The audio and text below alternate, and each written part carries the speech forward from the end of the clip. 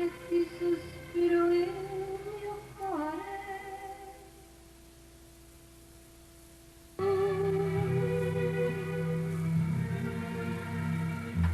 Sei tu.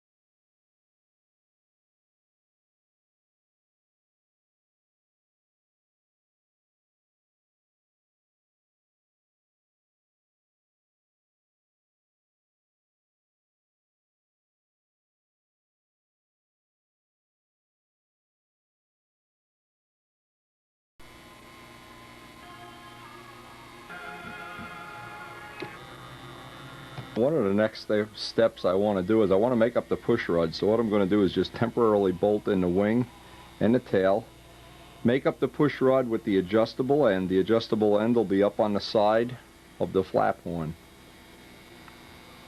Because we have all these adjustments on the elevator horn, what I chose to do is put the slop up on the flap side. I put an oversized bushing in the flap horn rather than in the elevator horn, because we want to have the adjustments. Because this is a prototype plane, we want to be able to try different ratios. And you hear in the background is they're putting a chimney up today. The truck is here and ladders and mics out there falling off the roof.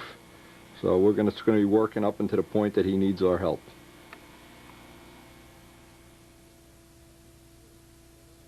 One of the first things I want to do is I want to establish at this point in time, just since I'm really not familiar with the features of a take-apart plane as well as I should be anyway, I want to establish which part goes in first type of relationship and what part has to come off to change what part, and I don't know at this point in time exactly what that is, but I want to see, for instance, in putting the wing in, if we're able to put the wing in with the flaps on, are we going to be able to, in the back, going to be able to change the push rod out through this hole? That's the first thing I need to decide. You would think it was a lot simpler, but it isn't, because in this case, when I've dropped the wing in, what I wanted to make sure of is that I didn't have to take the flaps off for some reason, and that I made this hole big enough that I can move the push rod. I can take whatever's going to be the retainer, and I'm not sure I know exactly how I want to do that yet. But I want to be able to get in here, disconnect the push rod, and take the wing and flaps out in one unit, if possible. Now the advantage of that would be if we use taped hinge lines, one of the things I won't have to do is take the tape off the hinge line to remove a flap. Well, if I have to remove a flap, I have to, but these are all the decisions I have to make at this point as I'm going through this. Try to make a decision what the sequence of taking this apart is, just like changing out the engine in a car or a motorcycle. What comes off first, and then the reverse sequence when it goes back together. I pulled a wire on one of the flaps. I want to make the little retainer for out at the tip here.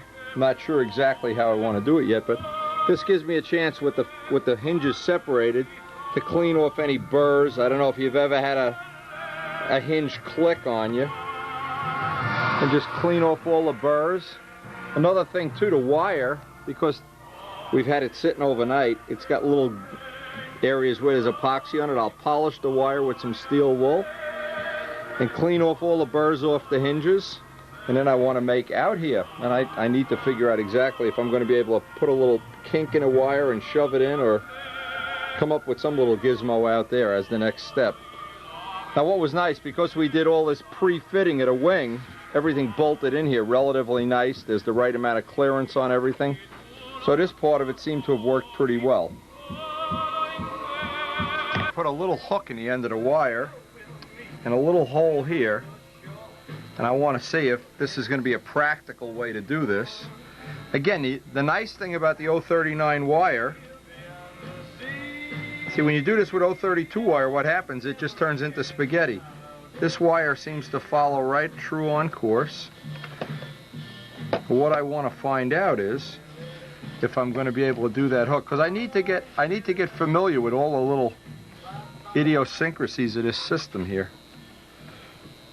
See, now the trick is to line up the hinge ahead of time and let the wire slide right through.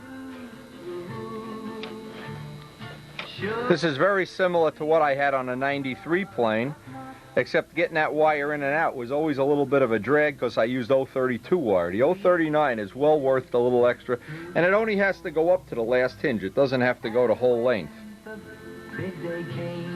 All this wire in here will eventually cut off. The wire needs to only end here, since we're going to ultimately wind up with taped hinge lines once we get all the basic stuff done. You got a nice, what I really wanted was that nice tight fit up along there. No interference anywhere. Now I can cut this wire, and I can also see if that little hook is going to work in here the way I want it to. Now I had to take a little bit of that hook off. It's only about 1/8 of an inch long, but that'll hopefully hold that in. And once the hinge line tape is in place, that'll cover that up, and even be another protection that the wire won't come out while we're flying, of course. Now I'm trying to come up with a way of, maybe I can even put a little piece of tubing in there, of carefully pulling this wire out. Ow! Look at this, he cuts his finger off. Anyway, I got the hook out. I want to be careful not to chew this up. And then of course the next step is I can pull the wire out. And this is a handy feature to have, even if you have a plane that's one piece. Being able to change the flaps out. In this case, we want to ultimately make Nomex flaps. So being able to do this, it's really a big help.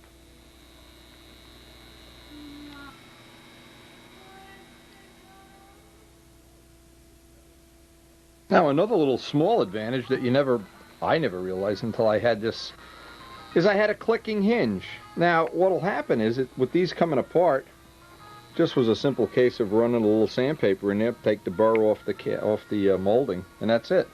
Another thing, just being able to take the flaps off like this and look at the wear and tear on the hinges in the future, and being able to replace the hinge. All these things considered, this is really something that I'm going to consider for future planes, of no matter what they are, is being able to do this.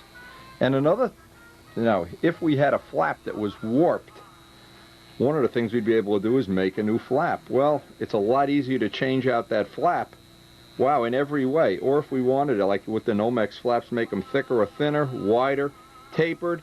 And in the Miss Ashley case, I had even envisioned maybe making them reverse taper, where they're thinner at the fuselage and wider out here to emulate some of that wing sweep.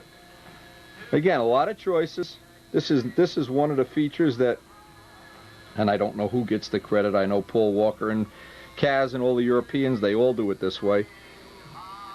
So give them all the credit. But being able to do it this way, it really does add a dimension, even to a plane that you don't intend to ever take the flaps off. This just adds one little dimension to it that I like. I happen to like the way this worked out with the little hole in the end, and the 039 wire and the IM hinges. That seems to be a really good combination. The thing is just being able to buff the flaps and being able to go back and buff inside the hinge lines and things. It's a lot of little advantages you don't think about. One of the advantages, not that everybody would want this, but it's one of the advantages of a take-apart plane, in the fact that, for instance, if we could just go back to the original Strega, it would be like a dream come true. And just unbolt the body and throw it away. That body is so oil-soaked and beaten up and repaired. Well, still got a good wing and tail. Well, if that ever happens to a plane with this type of construction, it'd just be a question of making a fuselage over the winter, or in the case of this molding, just molding another fuselage up. No matter what comes out of this, it's a question of, we've found one thing that really, I think, has worked better than I even expected. And I'm able to take these flaps on and off in a matter of seconds.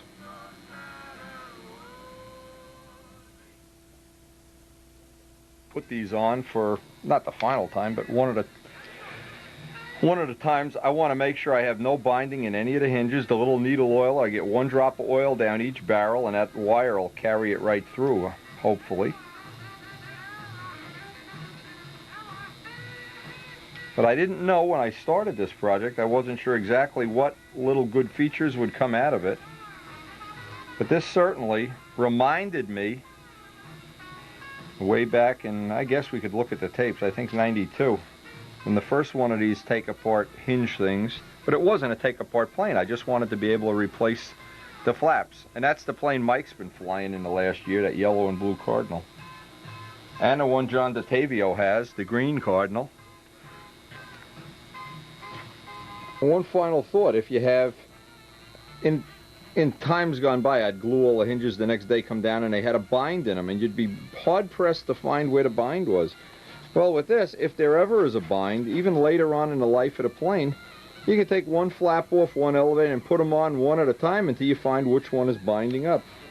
So I'm trying to evaluate and make a fair evaluation of what would be some of the benefits of having this in, you know, the amount of time you spend to make a take-apart plane. Certainly there's some extra construction time.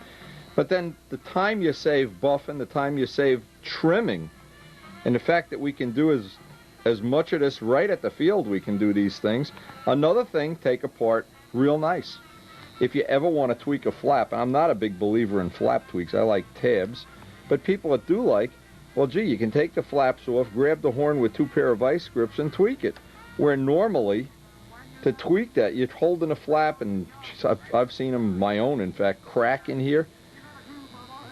A lot of things, and what it is, I ought to, at some point in time, make a plus and minus list of all what I think is the pluses and the minuses, just for my own benefit, that I can look at it in the future and decide which of these features I want to use. Nice about this, I went through, cleaned out all the hinges. Those controls are just about as free as anything I've ever had. Next step I want to do, I want to flip the plane over, put the tail in, and then measure up for the arrow shaft.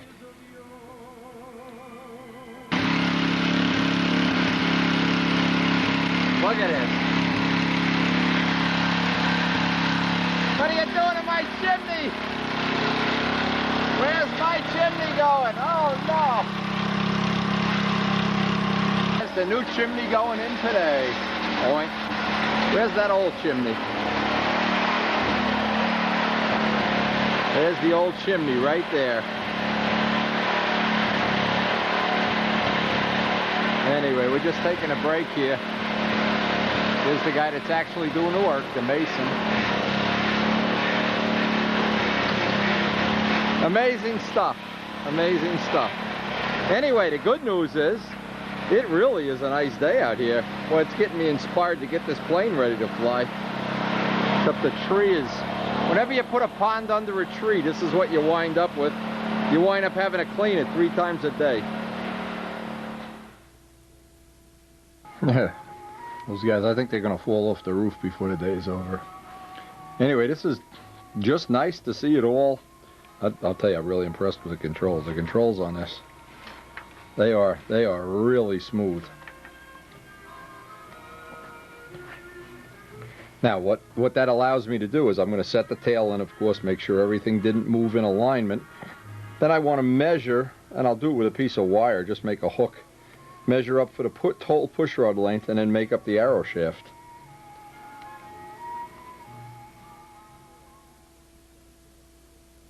Before I even install it, I'll do the same exact thing. I'll do it off camera.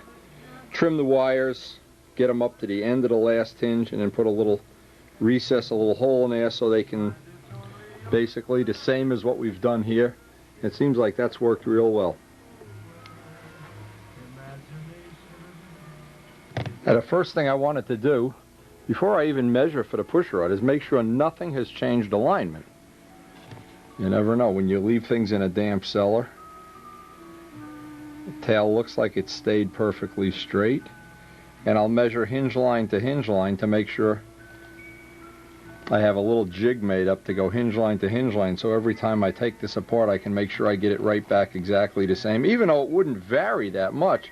I'm just afraid that, you know, the screw holes would wear or something similar to that, and it would get a little slop, even though there's no slop here at all. Now, this is the nice thing I like about carbon fiber.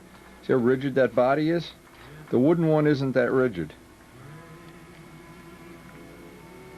When I get this model balanced and rough trimmed, if it turns out that it's tail heavy, I'll replace these 3 washers. I have some graphite, solid graphite material that I can make washers with, and you know, the possibility, I'm not crazy about using aluminum screws, but that's another possibility.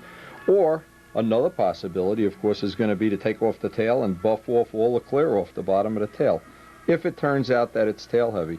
We also have the option, if it's nose heavy, we have carbon fiber back plates and lighter spinners. So we're hoping we're going to be able to do all this trimming with very little, if any, additional trim weight other than the tip weight. To put a little balsa shim or something in here to hold this in neutral. And then I need to somehow figure how I'm going to confine this, lock this in neutral. Then I'll run a piece of wire with one bend in it and measure where that bend ends. And then use that wire as a jig. You can see how loose these controls are. The controls really work that nice. This is one of the parts of the plane I'm real happy with. And you can look right through that tunnel. And I think what you can see is that we may have to open that tunnel up just a little bit. I have a dowel with sandpaper on it just for that purpose, if we're going to need to do that. So I'll make up 2 arrow shafts, one for each fuselage, just in case they're incrementally different just by a little bit. I don't want to have to keep moving the solder joint. A real simple little thing, a little wedge of balsa to hold that in neutral. Temporary measure to try to hold the tail in neutral. Again, this is where it would be real helpful if Mike wasn't up on a ladder playing Chimney Man today. Get his priorities right and get down here and help me. Okay, now we know, hopefully we have this. Now if we don't have it in neutral, this is one of the things we're able to do. Take a few shims. And one more.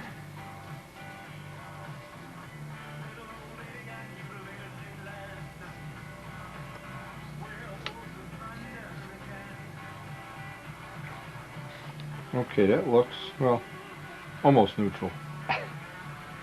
Still needs to go.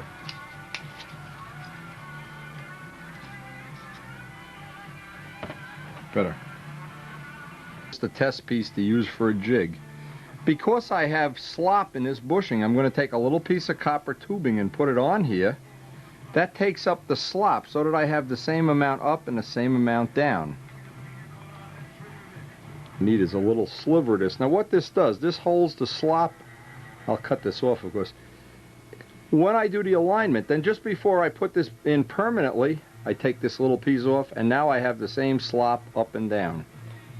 Now normally I would put the slop at the back, but because I have all those fine adjustments, I decided to redo that front horn. I did this previously.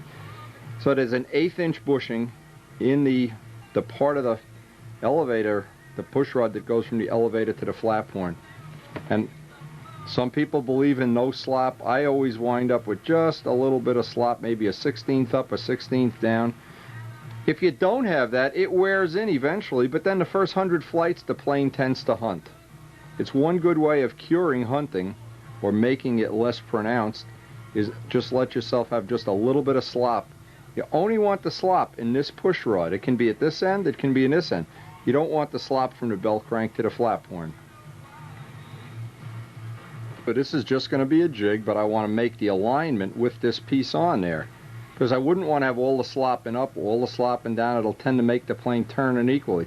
So being able to just take this off, once I establish neutral at both ends, I take this off. In theory anyway, I have equal amount of slop up and down. And that is an excellent way to do it. I've done it that way on many airplanes.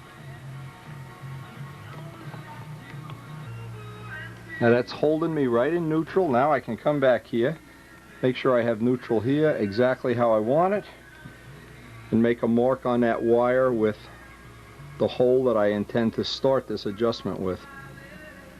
A Sharpie marker will give us a good reference point. Now I've got that in neutral, and since this is just going to be used to make a jig, I want to make sure this is neutral. Oops, unless you believe this phone call. Ah! You believe this? President Nixon setting up the controls on his plane. Now, this is kinda, I don't even need to bend this. What I need to do is just get a reference point. So that would be the center. This black line will be the center. See, because I want to make an initial setup, and then from that I can fine tune it, but I don't want to be off an inch to start with. Okay, I can take the fixture out now. And this is just going to act as a jig now. Now I know I can make myself up a little reference that I need this piece and this bend for my initial pushrod setup. And I'll make up 2 arrow shafts. Transpose this nut right down onto a piece of scrap balsa wood. And as a starting point, now I have a relatively accurate pushrod length. From this pushrod Dave Brown fiberglass system, these holes are always the wrong size. 4 of the things come by with the wrong size hole. Now, a couple of things I've learned the real hard way. You want to get the hole in here an exact fit. You want that to be a pressed, nice, tight fit. What happens if you grab these with pliers? You first off never hold them with your bare hand. You'll put a cut in your hand you can't believe when the drill catches, because this is a special kind of plastic. You want to hold it with pliers without touching it with your hand, but not squeeze it so tight that you turn this into an egg-shaped hole. Trick is you want to get a precision drill fit based on the thickness of the wire and about 2 or 3 thousandths more. So I go 1 drill size bigger than the wire, because you allow for plastic. Plastic doesn't drill real nice. It catches and really it's kind of sloppy. So you want to go 1 drill size bigger on these ends. Each one of these has 2 holes. This is for a split V-tail, so you only can use, I actually need 1, 2, 3, 4. I got 2, so I need to make up 4 of these with a precision hole on that wire will press right into. A nice press fit. Now, don't even think about Bruce Gifford's son Nat did this one time to a beautiful aeroplane. He made a beautiful plane, and all he did was drill this out and push the push rod in and epoxy it. It lasted 3 flights. You need to have a hook on the end. The hook is an extremely important part of the arrow shaft. I didn't hear anybody fall off a ladder lately. Anyway, the trick is when you drill these not to squeeze them so tight. Just tight enough. Because you want a relatively nice tight fit.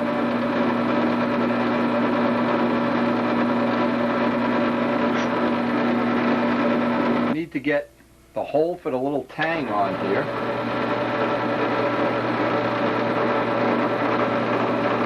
Again, it's best to do this with a real precision drill, not try to do it with something that's an 1/8 inch drill or something, and you have to fill that with epoxy. Now, when you have this little tang in the wire, you put a 90-degree bend. It's easier to bend it oversized and then trim it off, which you can see I've done. If this is too short and it doesn't stick up out of the arrow shaft end, obviously you got to make wood. You can check this ahead of time. When this is on center, this should be a tight fit and stick up. If it doesn't stick up, if it's down in there, this is going to tend to loosen up in time. Remember, what we're trying to build here is like the lifetime plane that never wears out. And that's pretty much what it should be. A nice tight fit, a little bit sticking up over here. And what I do is take thin CA and soak this whole end and roughen it up by sanding it. And then I'm going to wrap this with carbon fiber. Step, when I have this part installed, I want to flood this area with thin CA. I've tried doing these with epoxy. The CA ones always seem to last a little longer and a little stronger. I want that CA to wick in there. Just let it keep wicking in. Whatever comes out over the top is perfectly okay. I don't want to use any kicker on it. I don't want to turn into chewing gum or anything. I'm just coating the area at the end. Now, I've seen these fail in service. When people fly in heavy wind, I've seen them split right at the end, and that's why from that point in time on, I've always put a little bit of carbon fiber. If you didn't have carbon fiber, you could wrap this with, with something, anything. a little piece. And by the way, if anybody doesn't have a piece of carbon fiber, this little thin stuff, you know, just let me know and I'll see that you get some. I need to just get this to attach.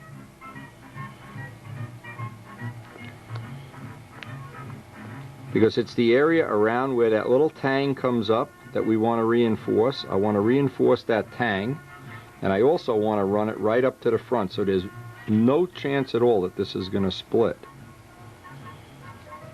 So right around here, I can go back over that end too.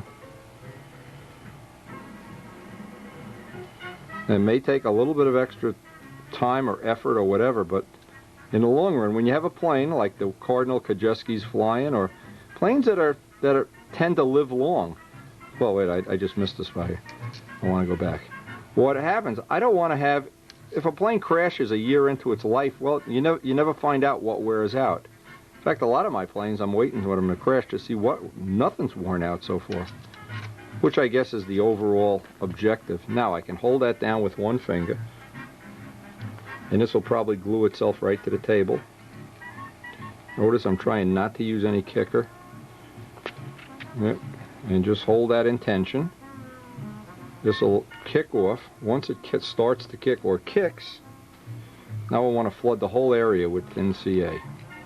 And then when I sand this down with a Bud McKnight sanding stick, a nail file sandpaper, this will be truly what we like, bulletproof.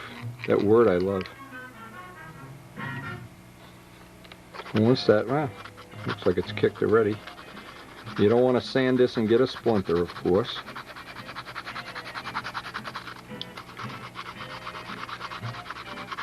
Yeah, if possible, you don't want, obviously you don't want to breathe any of the dust anytime you sand carbon.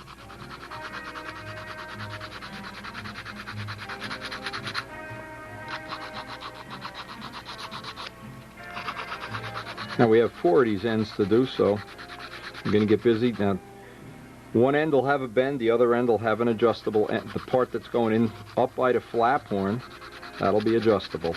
And I know there's a lot of different ways out on the market to adjust things, but I know that in my lifetime of modeling, you almost never see one of those soldered lap joints break.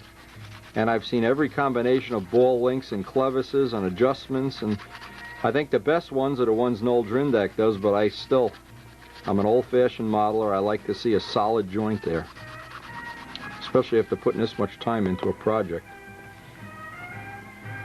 Okay, I got these 2 parts made up.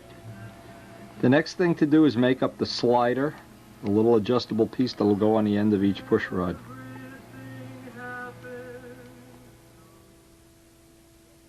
What I do is have these tangs facing down so that they don't rub up on the elevators. Also, I want to have the push rods facing outside the circle so that if the collar were to come off in flight, centrifugal force would tend to hold that in place. What's real important is to make sure these 2, when you look down them, that they're both facing the same way.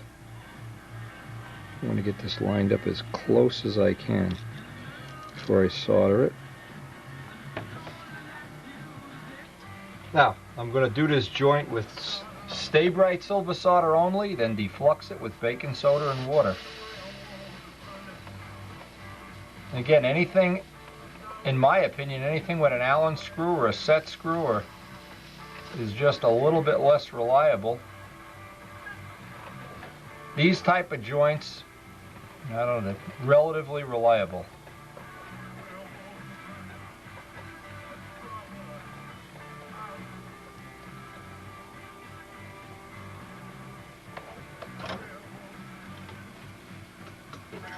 Stay Bright silver solder job right away. I want to get on baking soda and water, deflux it, neutralizes the acid.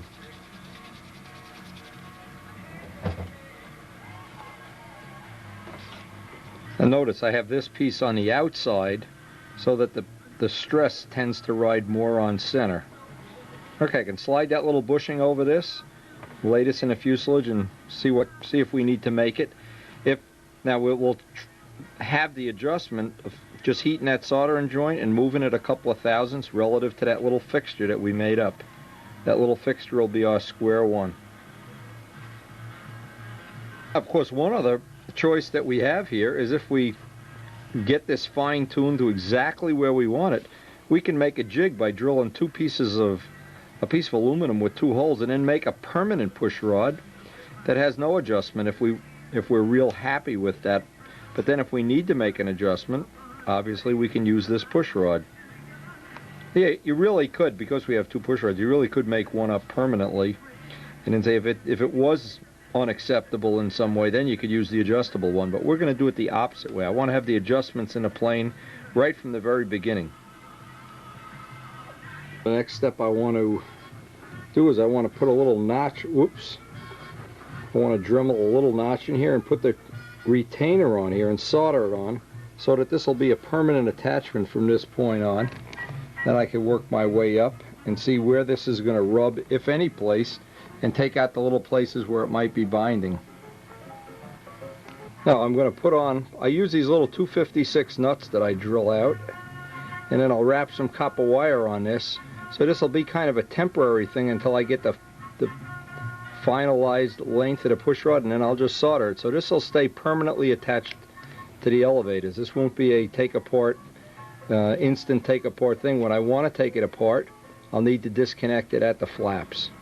And I just feel more comfortable with this than a bunch of wheel collars. These are 256 nuts, and I just run an 093 drill through them. And it makes it, what it is, it makes a nice tight fit on there. You can see how nice and tight that is. Now I can wrap a little piece of copper wire on the end and have a relatively temporary joint until everything is lined up, and then I can just solder it.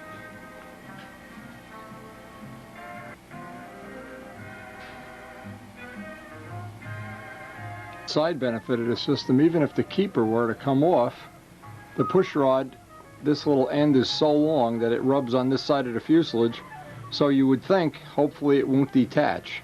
It wouldn't just fall out, it would rub on this side, and you'd get some kind of warning. The controls would get sticky or whatever. And now when we did our little mock-up, you can see the flaps are in neutral, the elevators are just a little bit up. It means I need to shorten that push rod just maybe 5 or 10 thousandths.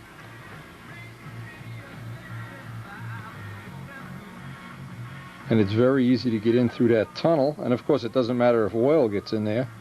For whatever reason, the carbon fiber is not going to absorb any oil.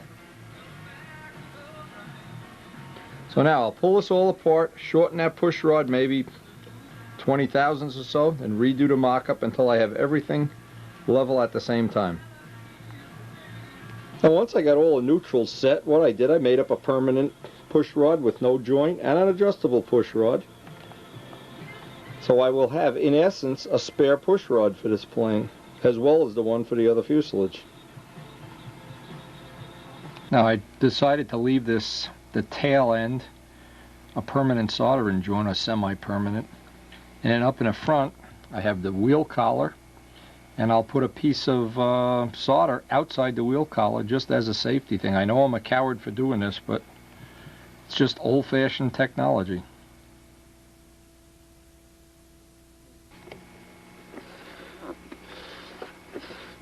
Now you can see I still have room. The redundancies here are if that wheel collar were to come off, centrifugal force might hold it out. And before we actually fly the plane, I'm going to just take and solder a washer right on the end there. And the reason is, I'm a coward. But now we can really see that we have both neutrals neutral at the same time. We've got a fine tuning on this that we would be unable to do without that adjustment and without making that extra push rod. Now a couple little details I finished up tonight, and this is going to be about it. I wanted to see how this little rudder linkage was going to work out. That worked out just perfectly.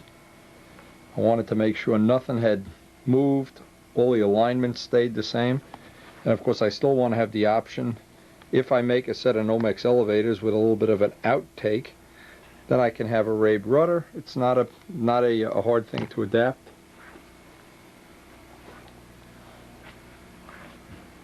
Try to look at this from every possible angle and see how I like it.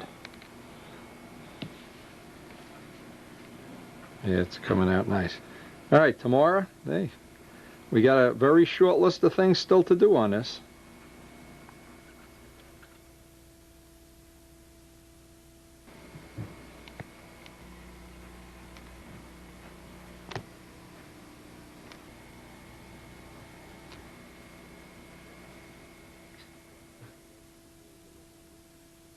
Morning. There's a couple other little details I want to work on before we go up on the roof. This is, and I was thinking about this last night, what I should have done is I should have put these parts in with the die when I was dyeing the hinges, but I have plenty of dye, of course, so what I'm going to do is, while I'm working on other little details today, pull these parts off and just let them sit in some boiling RIT dye.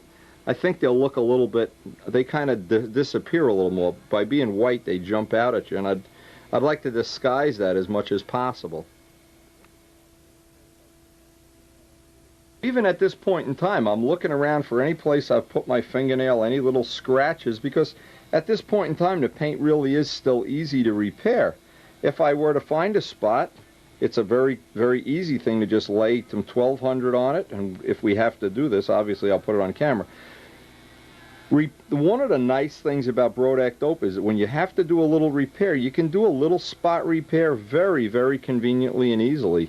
Let's hope we don't need to do one, but knowing how many people are in and out of this shop, and they're going to be grabbing this and hugging it and kissing it and whatever, what's going to happen ultimately, there'll be some spot I have to repair, and then I can use that as one of the little things on the video. Things I realized, I mean, in putting this together, and now that this is really the first couple of days it's been in one piece like this, one of the things that's going to be a tentative problem is the way you normally would launch the plane right here. Well, there's all kind of edges and things, so I'm going to have to come up with some little bit, I don't know, when we actually get to maybe the stooge will work, I don't know. But it's going to be difficult to launch the plane and without somebody putting their fingernail in there. I can see that's going to be a tentative repair. Another thing, too, is because the whole rudder is held on with one screw, I don't want anybody launching it that way. I mean, they just break the rudder right off. So these are little things, little by little, I've come to realize now that the model is in one piece, and now I can feel it and see it and look at it, and at least right now, what I would be thinking of is you don't want anybody to launch the plane like this. That's for sure. And you don't want people touching those little things, so possibly they'll have to launch it from up here. I don't know. We're going to have to work on that. That's one of the things that's going to be probably unique, well, maybe not unique to this, to any plane. Again, I can use the same RIT dye. I'll mix up some boiling water in here. And a lot of times when I get to this point in the model, I look around for little details that I think, gee, I look at the whole thing, gee, I just don't like that. That's just, yeah, well, I could put the horn lower. Yeah, there's other things I could be doing.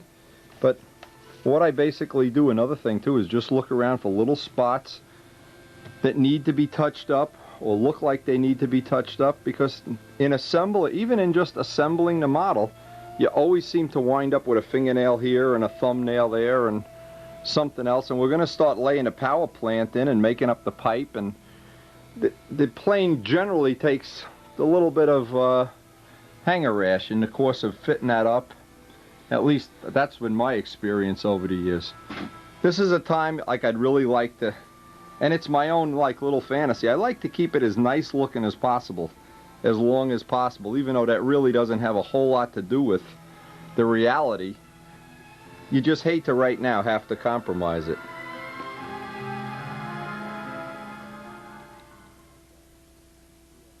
Pretty soon we're going to actually be able to take it outside, do a little photo shoot, but this is the first time I've really got to see the whole plane. I mean, with the tail and wing, everything in place. We got, oh, almost forgot. It's on my list too, almost forgot. We have to make landing gear. Just one more thing, but when you see it all in one piece here, I just keep looking at it and thinking, oh yeah, I like that, I don't like that. I just hope we're not going to run into a problem with the rudder being too big. I might have really gone overboard in making that rudder too scale. There's always that compromise with a scale model, at semi-scale, part scale, whatever this is.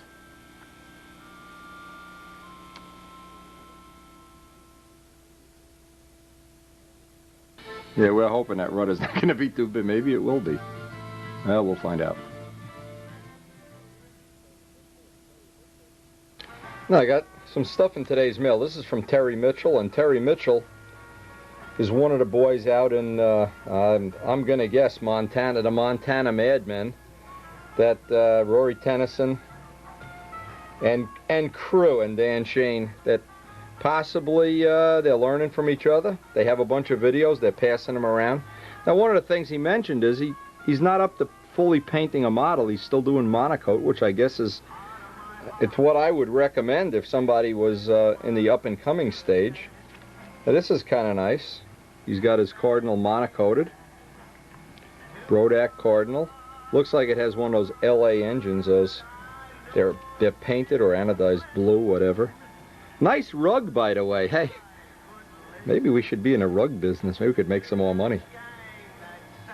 Anyway, these are nice and a nice colorful paint job, and I definitely will pass some of these on to Tom for Stunt News. I like where he puts the Brodak on the fuselage. That's cool. Give that Brodak a plug every time you can.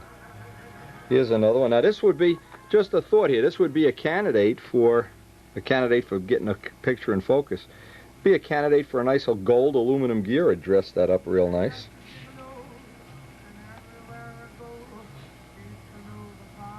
This is a group picture.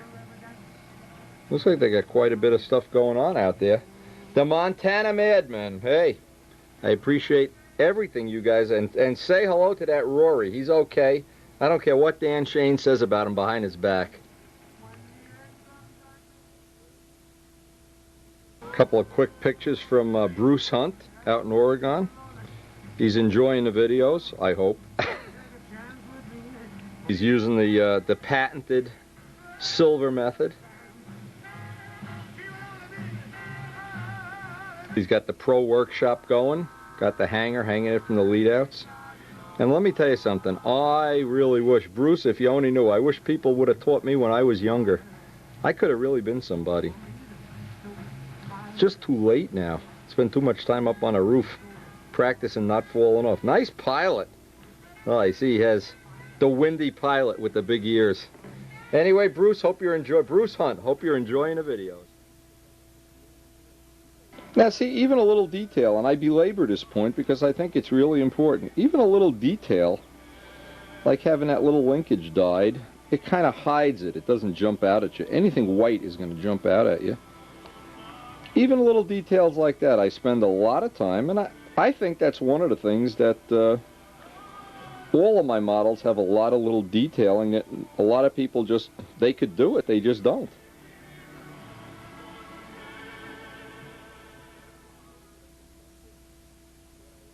Next thing is the little exhaust manifolds that we molded up and painted. What I want to do, I want to fit them up. I want to, using a really rough Bud McKnight sanding stick, what I want to do is get the back really rough so that the epoxy gets a good grip, a good etched surface. Then where these are going to go, I want to lay out exactly where these are going to wind up going, and then roughen that surface up, of course.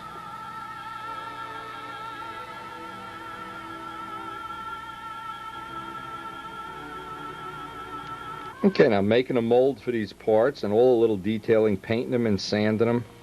Again, any composite part, and I just go over this for maybe you didn't see it on other videos or earlier.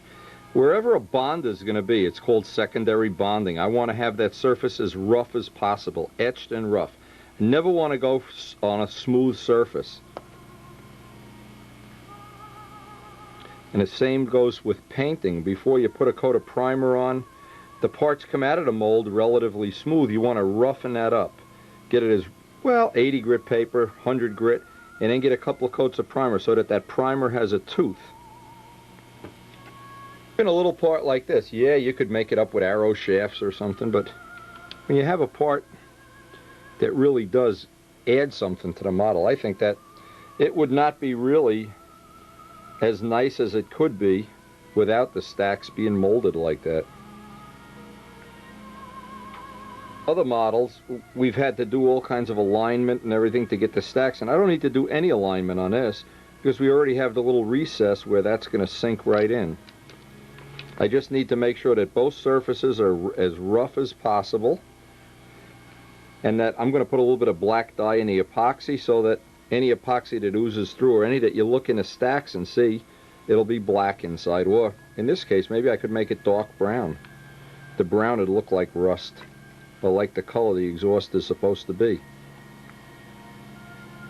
I think you'll see after those stacks are installed, it'll have a whole different look. It'll look a lot more like what I had envisioned when I envisioned this model in my mind's eye. What I did, I taped off an area so I'm not tempted. I want to tape around this. I'm not tempted to come out onto the part that you're going to see. And then I want to get in here and roughen this up. Now I want to be very careful while I'm in there. I just want to roughen that up so I'm not putting epoxy on a smooth, buffed out paint surface. And this is just here to protect it. But there's just so many uses for these Bud McKnight sanding sticks. Every time I find a new use for one, I'm gotta thank you, guy. It was a good one. It's a great tip. Anyway, that whole thing about secondary bonding, you want to go rough. Same thing when you make a tune pipe, which we're going to be doing real soon. Going to make a tune pipe for this plane. You want, anytime you put epoxy on another cured epoxy surface, it's got to be roughed up, or you get less of a bond. And you can imagine what a nuisance it'd be if these fall off. They'll definitely go in a sewer or the weeds or something. Now with that all sanded and prepped, the next thing is to mix and dye the epoxy. Now what I did, I have two different colors of epoxy dye to work with. I have a dark brown and a light brown. What I'm trying to simulate is that rust color inside. So I don't know if I'm going to like the brown or the black. Now whenever you put an epoxy dye in, you want to put the minimum amount of dye in that it takes to do the job. I have light brown and I have dark brown. So the trick is, just put the minimum amount of dye in here that it's going to take to dye this. You don't want to get caught up making 1/3 of the mix dye.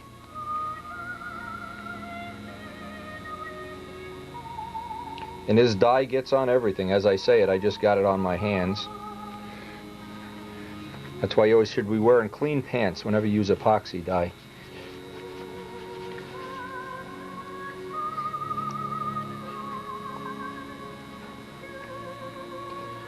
It doesn't look opaque yet. I'm going to need one more little dab, I think.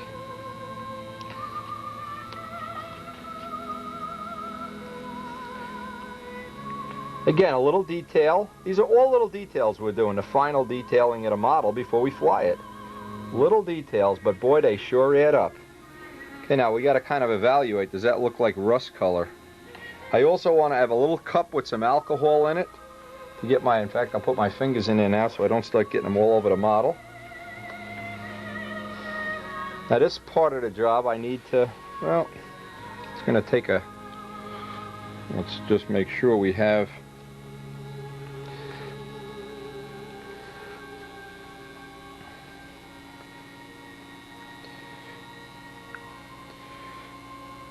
what I'm going to try to do is get inside the stacks while I have it like this, so it'll all the extra epoxy will tend to drip down and make a little, well, we'll find out. Now if I don't like this, I have black graphite I can mix in that'll make it like a dull. We'll try this first. Small detail, yes, but is it going to matter in the overall picture? I'm sure it is.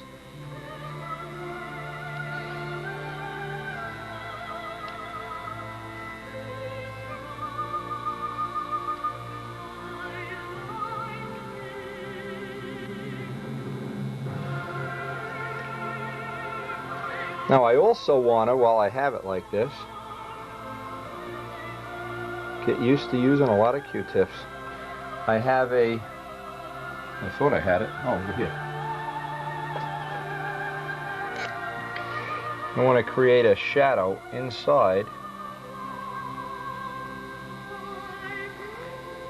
So any that sticks by, whoops, sit still, baby.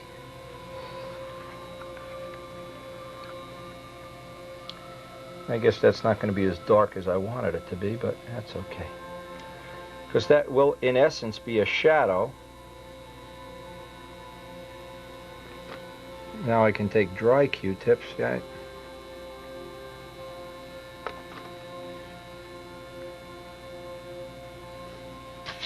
I can get right down in each stack individually.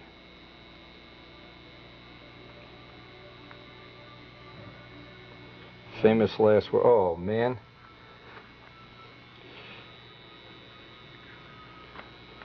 Now, if the worst that can happen here is you get some of this starting to kick off, I just keep the Q-tips right by. If you're going to use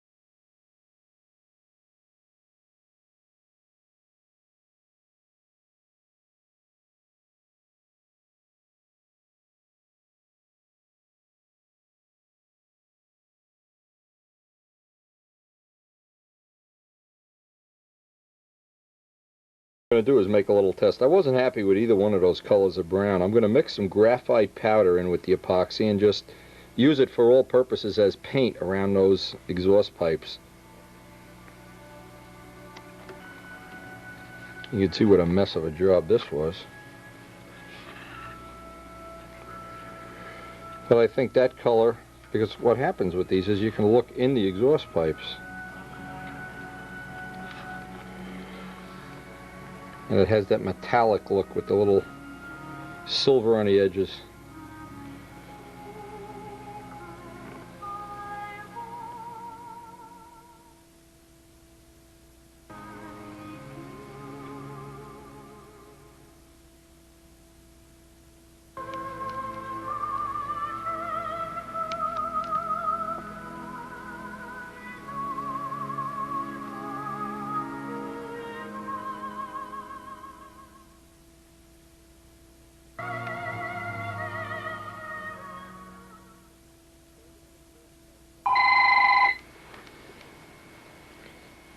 President Exhaust Pipes on the phone. Just got a great call from Dan Banjak. He just put the final little finishing touches on his P51. And this Saturday, we're hopefully going to get some video of it flying. It's a P51. He's got a lot. I think it took him over 2 years to build it. It's a Bob Hunt design and should be really be a PA61, a tune pipe. Should be a lot of fun. We're really looking forward to Saturday. In the meantime, next part on this is I got to make up the Uniflow pipes, and I'm looking around here. I'm trying to decide which fuselage I like the best. It's a tie. Next thing, I already have the holes pre-drilled. I like the way the pipes came out, and the graphite definitely was better than the brown dye. I'll make up the Uniflow pipes next.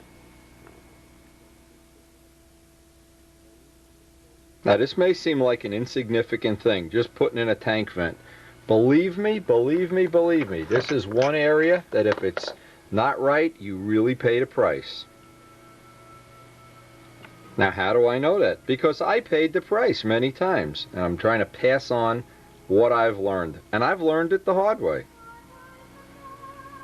It was a system when I came back to the hobby in the late 60s. People would do this, many people, all the people of that era, this was a common way. So when you took the tank out, the vents came out with the tank. Well, what would happen though is over the years, people came up with a better system. This would be prone to crack. In fact, I remember one team trials where Lou Dudkin and Glenn Metter had to switch tanks between flights. They only had one good tank between them. Well, there's a much better system that's evolved over the last, well, 6, 10, 15 years, I don't know. And I don't know who gets the credit for it, but I don't care because it works so well. The system that many people, including myself, use now is called ATF. ATF stands for All Tubes Forward. Now the way this evolved is when Doug Taffender was in the tank making business, I made up all the tooling for him down at what was Joe Kay's shop, and we made up the dies for the end caps and for the tank bodies. And I specified how I wanted the tanks that he made for me. He had several other options with vents coming out the top for magnums and things. But basically the all tube forward Cardinal, Big Jim Greenaway gets most of the credit for figuring this out. He came up with his variation of this. But my variation, I call it ATF, all tubes forward. The first tube, the one that's in the point of the tank, is always going to go to the motor, connected with a piece of rubber fuel line.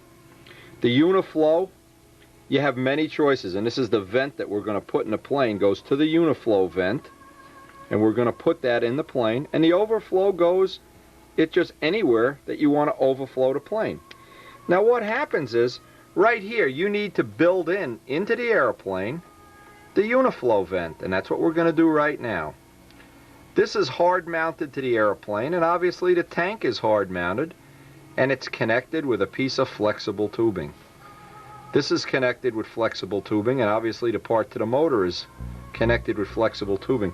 So in essence, the whole tank is shock mounted. None of the vibration goes back through the vents, tending to make foam in the fuel tanks, foaming everything up, or in the worst case scenario, fracturing these very delicate vents.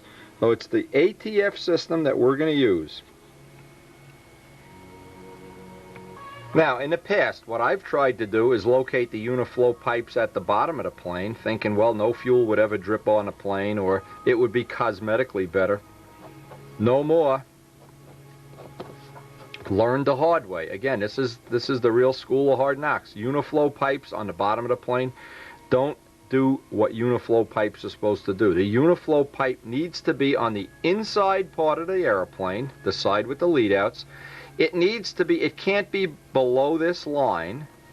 It must be above that line. Now, it's okay if it's up here, if for some reason you wanted to mount it in the top block, but the best place to mount it is right on the edge of the motor mount. The reason is the motor mounts, whether they're carbon or wood, are rock solid. And you can get a nice big, from the side view, if this is the motor mount, and that tube is running through the fuselage side, you can get a nice big glob of epoxy on there, and maybe a little carbon fiber reinforcement. So, and that pipe needs to face dead forward, and just a little bit higher than the tank itself. And you've maximized the best of all worlds here. Best of all worlds being, if you have a muffled plane, let's say you have a tongue muffler, now think how many choices you have. You can leave the Uniflow pipe open to the air and run similar to a Fox 35, an old run, which is still appropriate, by the way. Cap off the bottom, leave the Uniflow open, and you have a Uniflow run. Standard from the 60s, 50s, the Gene Schaefer days, the who knows what days. Now, later on, in the 60s or 70s, they started connecting muffler pressure, so you could have muffler pressure. And that results in a little bit different run.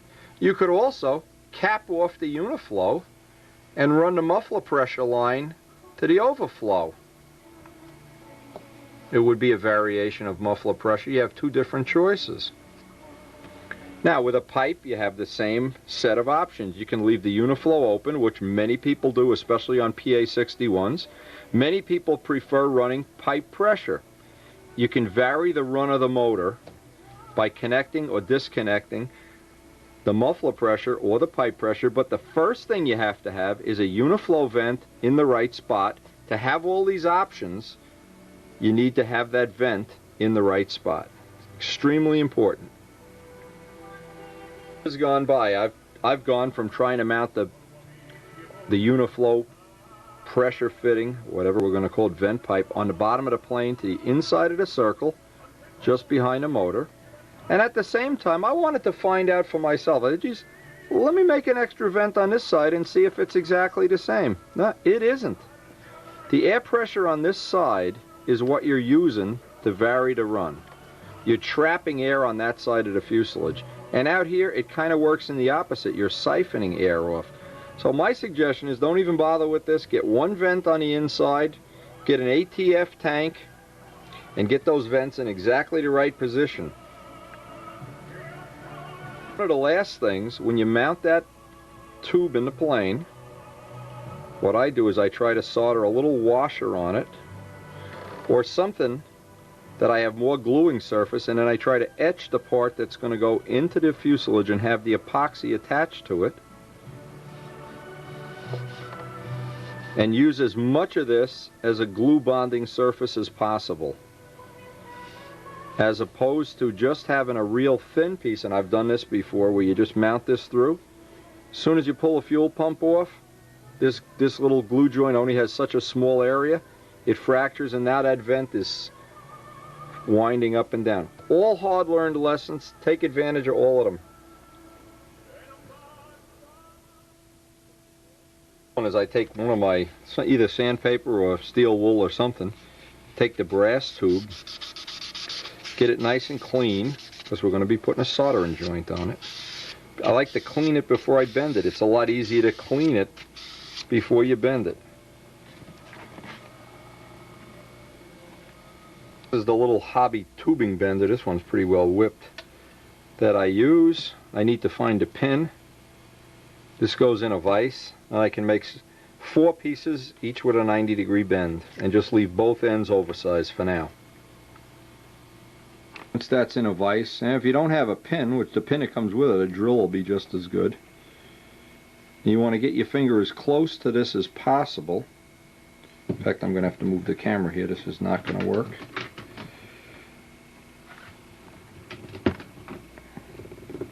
Tubing's going to run into the tripod here. Anyway, and you want to bend it just real carefully 90 degrees, because you don't want to bend it and then have to bend it back. You want to kind of sight down it. Very carefully get it to 90. It's not a good idea to be bending it back and forth. Take the pin out. Now it's nice and clean, and we got our 90-degree bend. So I'll make 4 of these up and just leave them all oversized in every dimension. Okay, now the main thing is just have everything a little bit larger than it has to be, because I need to measure this in the plane itself to see what length we're going to ultimately wind up using here. And they'll have the same bends whether it's the overflow or the uniflow, except the overflow will face down, the uniflow will face into the airstream. By the way, this is such a good way to do it with the little eyelet and everything, that I would suggest you do this no matter if it's a wood fuselage, whether it's a Nobler, whether it's a, even if you're running it through a profile fuselage, this is a good way to do it.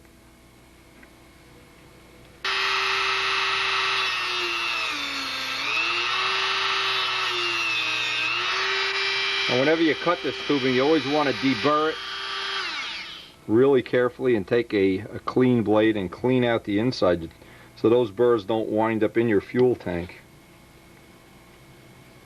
What happens is these little, I don't know if you can see that on the camera, these tiny little burrs, you want to dress that off inside, of course. And on the outside, this edge, I'm twisting this as I'm doing it. I've seen more motors ruined and more planes ruined by people. There's a razor edge on this tubing. The tubing goes over here, the rubber tubing, and it puts a little pinhole, and it makes you crazy for weeks before you realize what the problem is. Deburring any edge of the tubing, totally radius then deburred. The next step in this is a precision fit eyelet, and this precision fit eyelet, if you look at this real close how it fits on here, it's a press fit. A nice tight press fit. And we're going to, once we get the angle and if the amount we want sticking out, we're going to just put a very slight amount of Stay-Brite solder on there. And what this eyelet does, it gives us more diameter to work with, so you have leverage holding this. When you go to break this, if you've ever broken out a fuel tubing, oh, the day is over. You're flying around and this goes down, the engine goes lean, you ruin the engine, whatever. This is so important and so underestimated to make this a strong joint. So the next step is we're going to silver solder these, and then I'm going to knurl this little part here so I even get a better grip in the epoxy. I want a real good grip on that. And that'll look nice from outside the plane. It'll have a nice, clean, business-like look.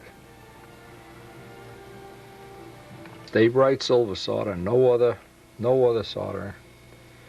I keep saying that over and over again, but it's totally true. There's just no substitute for this. The flux that comes with it, and deflux it with baking soda and water.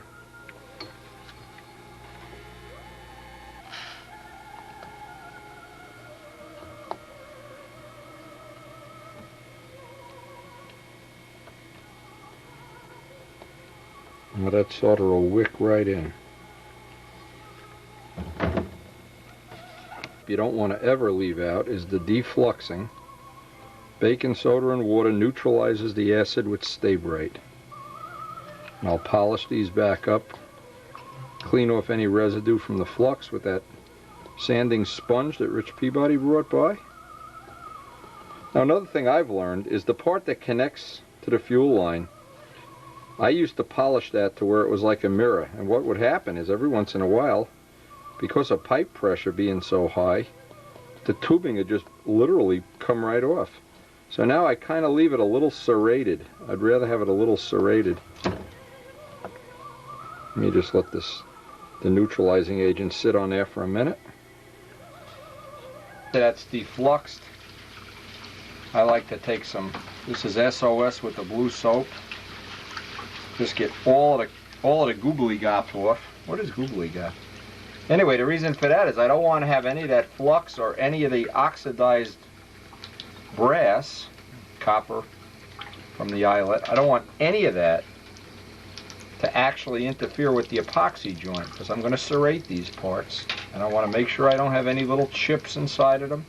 Every little step along the way is important not to leave out. And if you've ever gone to the field and pulled off the fuel tubing and had it stick on it, boink, and it breaks off, well, I could make a list. And I'd probably be at the top of the list of how many times. Another funny story, I went to Flushing one day with a brand new plane. Got all set to go. Had everybody, Big Jim, Mike Rogers, everybody out there to help me trim the plane. Went to put fuel in it, and there was epoxy in the vent right at the bend. And so ultimately, by not checking it at home, cost me a day. I had to go. And if, by the way, if that happens to you, have fun. You got to heat the vent with a soldering iron and pull it out, and then re-epoxy it.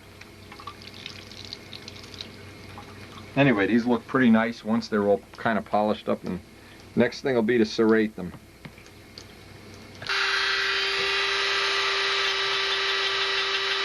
All this is meant to do is give some tooth, so the epoxy will get a good tooth.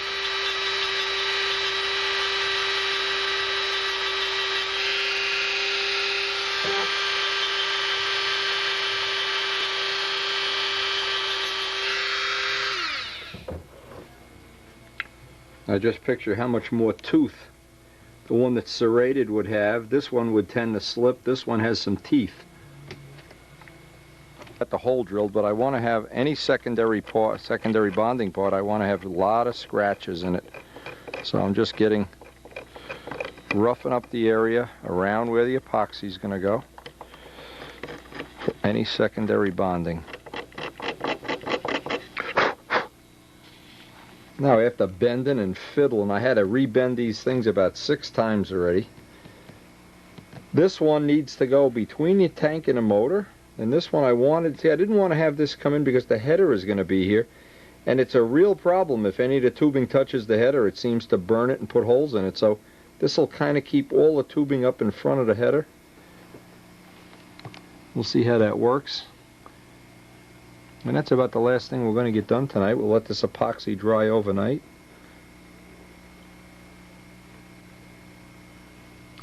And it sounds real simple. These look like real simple things. Oh, just put the tubing in there. But when you put the motor in place and you put the tank in place, and you see how many things all have to occupy this very small space. The venting, this is one thing. Totally never underestimate. I have, and you really pay the price later on. So, and we'll come back to this tomorrow. Now, in making up the venting for this, I wound up making several extra vents with little bends in them because I want to show what one of the problems you run into. Oh, well, I run into it all the time. When you try to have that compact nose area where there's not a lot of space between things, the venting can really get to be a little more complex than you think. So today, when I set up the wooden fuselage, I want to make sure I have this one exactly how I want it. This is one of the things I like to check is the venting. At this point in time, this is what I want to be able to do with the venting. Pick up the whole model by the vents. Make sure they're good and solid. Now when I look at that from other angles, when I flip it over, I want to make sure I have plenty of clearance for the tank I want to use and the motor I want to use. And obviously it's easier to do this before I set up the other one. Epoxy good and dry. It's best to let it sit overnight, of course. Now this vent was a little bit of a problem and something you may run into. One of the things, the header is here, and that header is really hot. And I wanted to have the tubing that it would connect down to the tank without having a tendency to rub into the header. This one I want to make sure I can slide the tank in and out without hitting that. Or if I have to, obviously I can bend it forward or back just a little tad. And I want to make sure the motor drops in, and that I have enough clearance behind and around the motor. I don't want that to be a super tight fit. This is something that looks real simple in the very beginning to figure out. And the problem is when you get all the hardware in there, it's such a compressed small area, the things tend to bump into each other and hit each other, and you really don't want to have that tubing rubbing on anything near the pipe or the header or any of those things. And I also want to have some way, and I don't know how it's going to happen yet, some way of connecting the pressure fitting from the pipe. Sometimes I can make an extra hole here or in the cowling or whatever. That's another thing I still need to figure out at this point in time. Okay, now that seems to give plenty of clearance. That looks like it's going to be okay. This one, you see how close it gets to the engine? Oh, I obviously don't want it rubbing back there, but I left it long enough that I can kind of snake it around if I have to. Now the other thing I want to be able to do at this point in time is be able to slide the tank in and out without hitting that vent. You can see with the tank in its lowest position, which probably isn't where it's going to wind up. But when it's in that low position, I'd need to bend this vent up just a tad and this one forward just a tad. But this is the biggest of the tanks. In fact, we probably won't even, this is a 6.5. We're probably going to wind up with a 5.5 or a 6. But I wanted to see that I have plenty of clearance. This is one of the things I look around at. And I want to thank Frank McMillan and Ted Fancher. Both of them had good ideas that I've used in the last couple of years. And the idea is that you can take the whole motor, pipe, and everything out.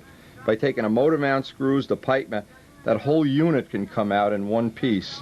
And I've used that on the I-beam ship, the I-beam Spitfire, and it worked really well. It was really handy having the ability to do that.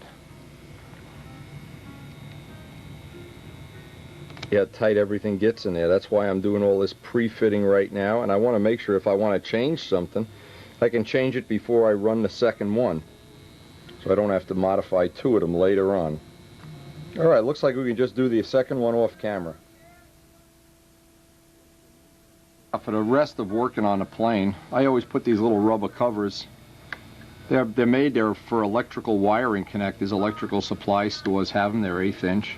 And what it is, it just keeps you from hitting your hand on the vent on this while all the rest of it, we're putting scratches and things for the rest of the time that we're going to be working on this fuselage.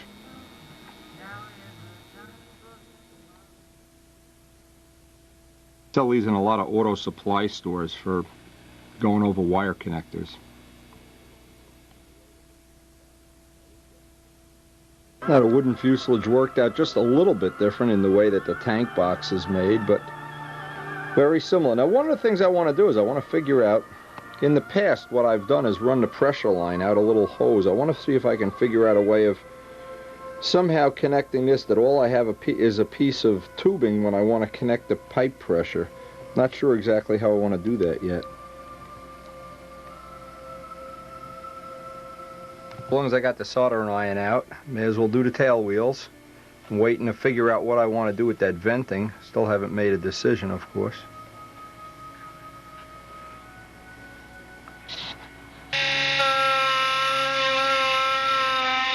Now, of course, with any stay-bright joint, deflux it. Have you ever gotten up the next morning and the tail wheel doesn't turn? Yeah, I know, we've all done that. I've defluxed it. This is a little polishing wheel I have. Now the reason for that is a lot of times you run your hand over here, and if there's a sharp edge, you wind up cutting yourself, which I just happen to hate. This is baking soda and water, so. I still haven't come up with exactly where I want to put that third vent. See, but it's always good if you're waiting to decide on how you want to do something. You can think about it while you're working.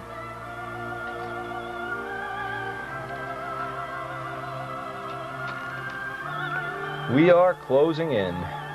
Now, if only we could get the weather to cooperate.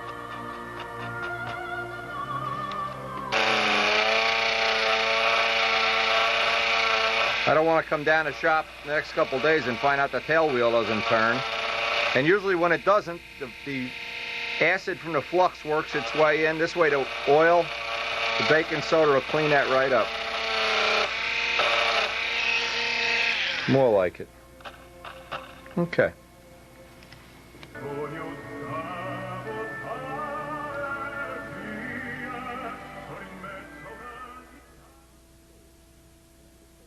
Problem, I wanted to put another vent here so that I could just connect these two, and that would take care of having that tube hanging out.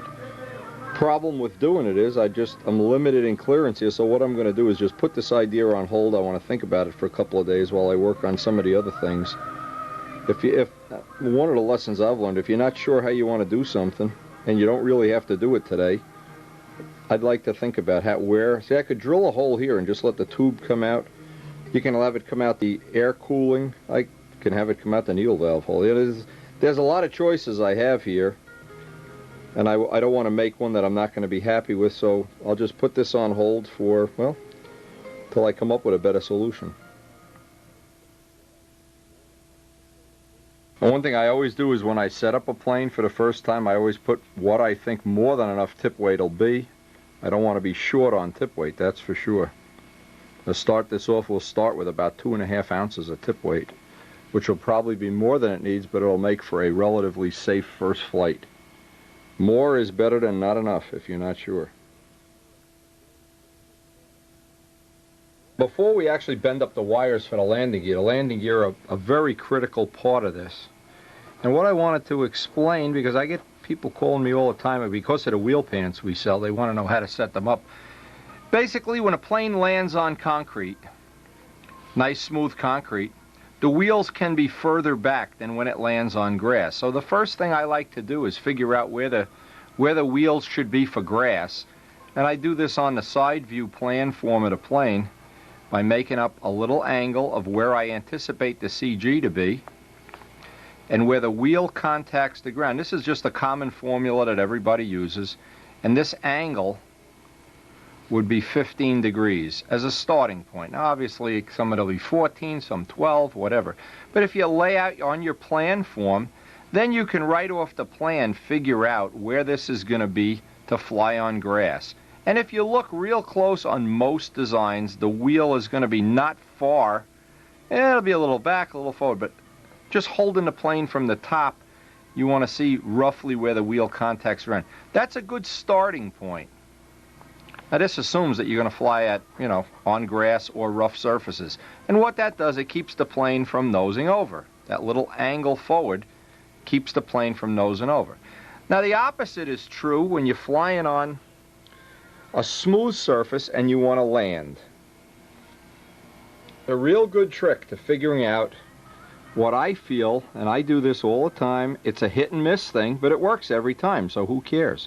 It's not, you don't need a computer to figure it out or anything, is I'll bend up the wires, get the gear roughly in position, so it's just a tiny bit, maybe a quarter of an inch or so ahead of the CG. Now this assumes two things. That the plane, it's not when the plane is sitting like this on the concrete, you have to block the plane up in this dimension so that that's level. Now what happens is, you'd like to be able to just let the plane sit on a table from neutral and the tail will fall down when you let go of it. Then if you turn it just a little bit this way, you'll notice, whoops, the nose falls down. Now you know you're on the pendulum part.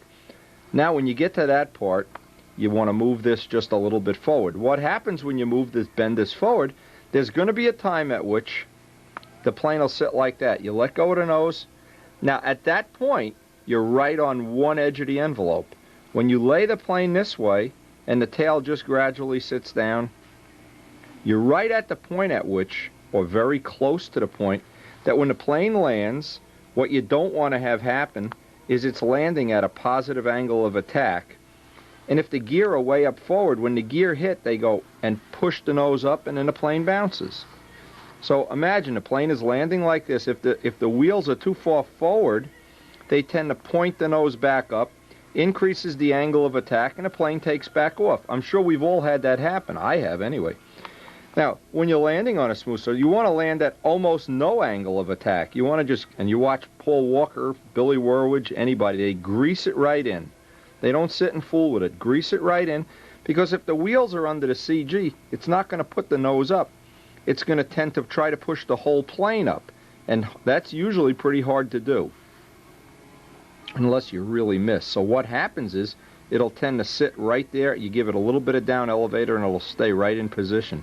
And you can watch various people land with their techniques, but the best way is to set that pendulum so you're right at the point that when you hold the nose down there, it stays, move the gear just to the point where when you let go of this, it just goes. And at that point, you know you have your gear about as accurate as you possibly can. Tracking. What tracking means is the two landing gear, if they're in line, or in some cases you'd want to have them just a very slight, and I mean a tenth of a degree in, so it would track nice. I like to set everything up to start with at 0. And then what I do from this point is put slop in the wheels, and the slop takes up that angle. I make the axles just one drill size oversize instead of trying to get tight bushings. What happens if you have the two gear pointing out this way? The plane, and the best one I remember with John Brodak's little scale plane, it would land and then just chatter because the wheels didn't want to turn that way. Well, the trick is get the two axles lined up, and then even just the slightest bit. If you watch Paul Walker take off, he always steps back a foot right after they release the plane because he's got the gear tracking perfectly. So you want to watch some of the other expert flyers, they almost always take a quick step back. Now, what this assumes is we're going to take a straight edge when we bend up the wires. The first thing we're going to do is establish from our plans the leg length that we want to start with, because that'll determine the prop clearance. But then we want to be able to lay a yardstick right over the top so that looking from the top, these are in alignment, and with the yardstick in front and in back, because these could be in alignment in this plane but still be off in this plane. And you can get some really crazy, weird things happening they're hard to explain. But if you use the yardstick method and set this to 0, and then just put some slop in the wheel bushings, you'll find almost always the plane will land, transition into a nice roll, and it won't come in at you at takeoff all at the same time. And that's what our goal is going to be here. The thing I want to do is establish the depth. Okay, this is going to throw. I don't want this to. I'm going to see how far down that's going to go. Okay, we're bottomed out now. I need to, in essence, make a little pattern up, and I need to be below that and that'll be the leg that's going to go into the aeroplane. I need to know the length of the torsion arm. Torsion arm is about 1.8. Start with is having about a 4 1/4 inch gear leg, which should give me clearance for everything but the biggest props. I don't want to make the gear any longer than they have to be, and I'm not going crazy to make them short, but I don't want to make big spindly gear that where the plane sits up on its nose like this. I'd like the plane to sit in a relatively normal takeoff angle of a few degrees, but certainly not like it's a total scale ship or like a rocket ship we can launch to the moon. So this is just a rough drawing of how I want to bend the wire. Let me get my wire bender, my famous Brodak wire bender. I have trouble with bending wire. What I do, take a piece of scrap wire, and what I've done off camera to set this 90 degree is what I'll call a 90-degree bend, for lack of a better word. And what that means is I'll put the wire in the bender, make sure this is out of the way, at any setting here. And what I want to see, I'll make it oversized in fact. I want to make sure, because each piece of wire will have a little bit different tension, possibly. I'm bringing it over to this edge right here. By the way, these wire benders are available right from John Brodak. As opposed to using pliers or vice grips, they do a beautiful job. Now, what I need to know is I have my little pattern down here. I want to make up a pattern. So I'm almost guaranteed I'm going to have to make a part and then make it a little bigger, a little small, a little bigger, a little small. I really don't have a way of doing this other than working off the... Got to answer the door. Done. I had to answer the door. I bent a few pieces oversized, and now I know I can kind of fine-tune in on exactly where I want to have the bend. Now, that's where I want to have the bend, but the problem is I have to allow for the fact that the wire pulls through. So one of the ways of doing this is to just make a little... I've made a little line on here for the first one to know exactly where it was. And we can try this. Again, I almost always resign myself to the fact I'll bend a few of these before I get a pattern, and then from the pattern I can put scratches on here exactly how long the wire should be. In fact, this one needs to go in, I remember, just a little bit. Again, I'm working up to the 90-degree bend. If you don't have this set, and you can also drill a hole and tap it, put a screw in there if you want to really be cute about it.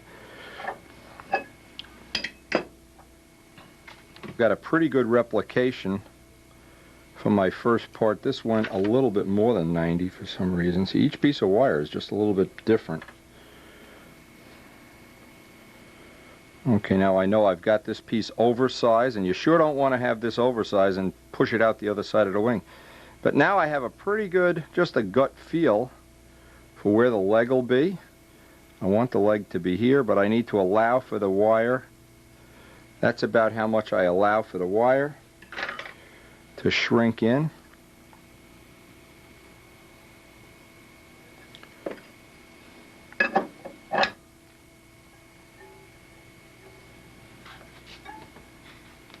Right up to 90 degrees.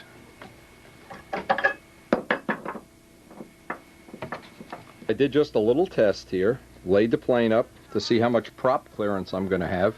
And this is the biggest prop. This is one of Dennis's props. It's 13.5.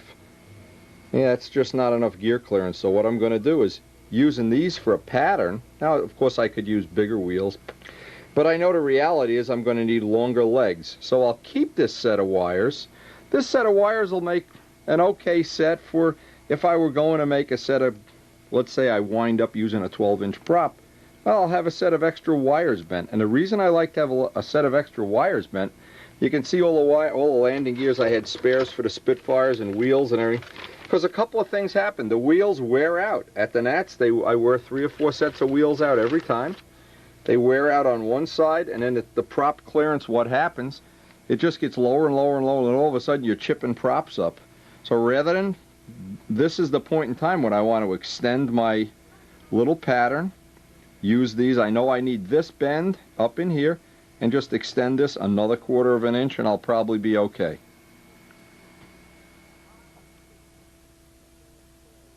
A set that's oversized, and I'm just roughing in. In fact, I want this up on its tail wheel, and I want, this is a 13.5 inch prop, so you can picture this is the biggest. We're not going to run any bigger than this.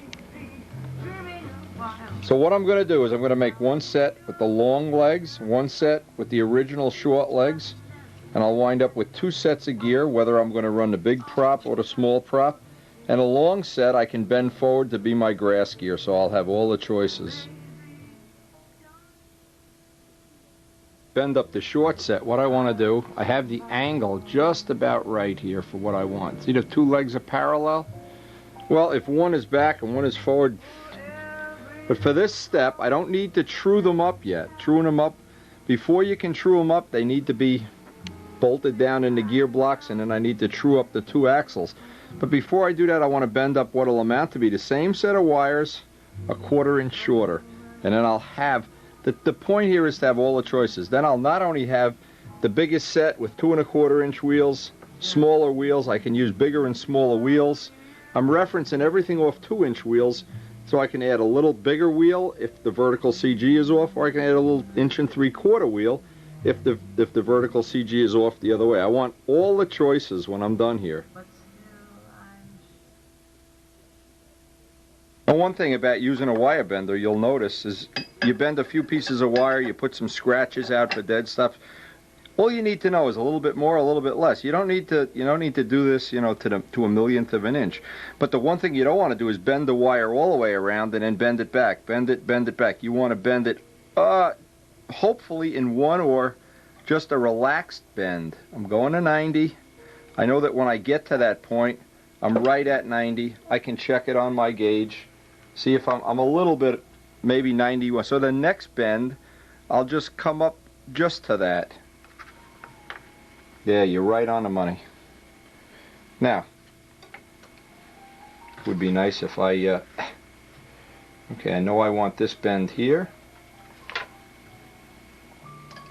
And I need to allow for the wire. Allow about 1/8 of an inch for the wire.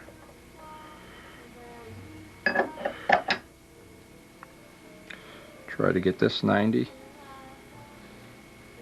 I just come almost to 90, almost.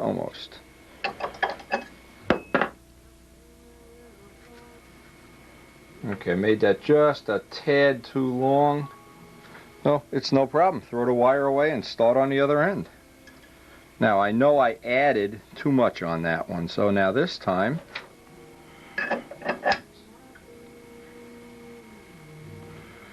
it's really almost impossible to get this in one shot unless you do this kind of work for a living. But there's no reason at all. Now, I know I have that angle there. That was my dead stop before.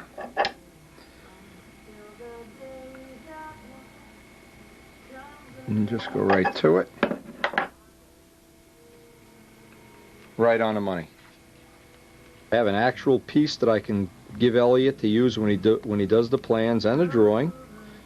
A set that's a 1/4 of an inch long and a set that's a 1/4 of an inch shorter, so that I'll be able, in combination with the different diameter of wheels, to fine-tune either one of these sets and have a set for grass. I can have it all prepared, and a set that if I have to fly at the club field where the grass is high, I'll have both choices. Now I need to keep, I marked one set with a piece of tape so I don't get them mixed up. I'm mixed up enough to begin with. The first thing I want to true up is make sure, and this one is not 90. I also want to take, just make sure it's not tipped over.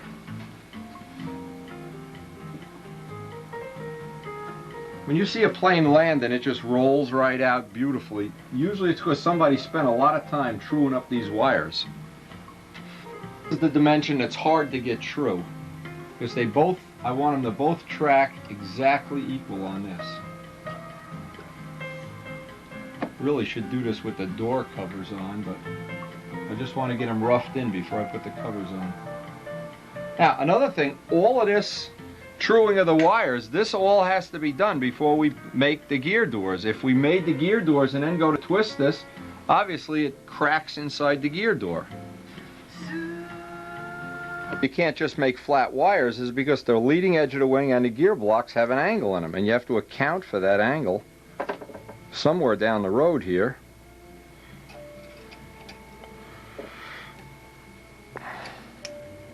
And once I know pretty much what this is, I can put a little mark on here. I can get some idea of how much this needs to be. They both need to have that angle.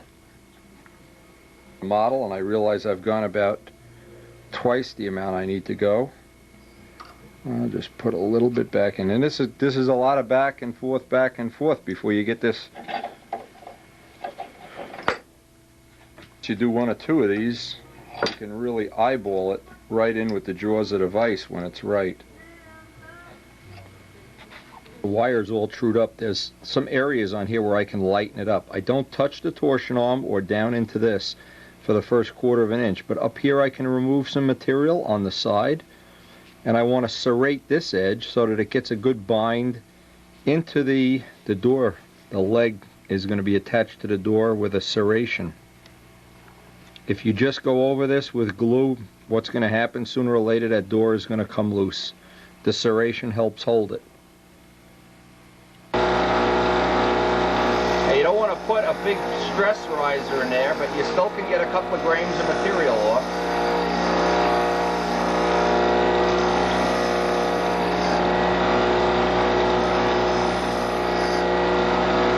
Now I leave the end, the absolute end, full size.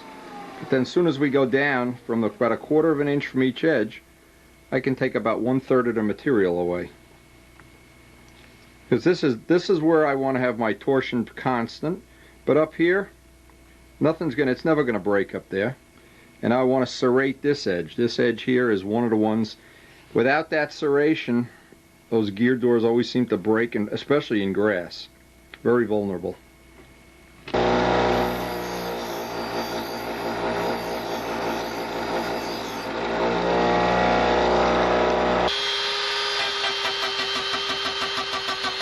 Just taking a parting wheel and putting some little serrations, roughing it up, give our gear door a little bit better chance of surviving a rough life at the Circle Burner Field, or anywhere.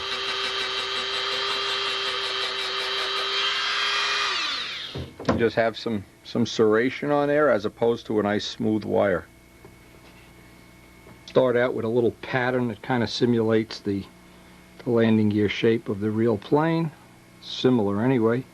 And the first thing I want to do is cut a piece of each, 2 pieces, 64th plywood.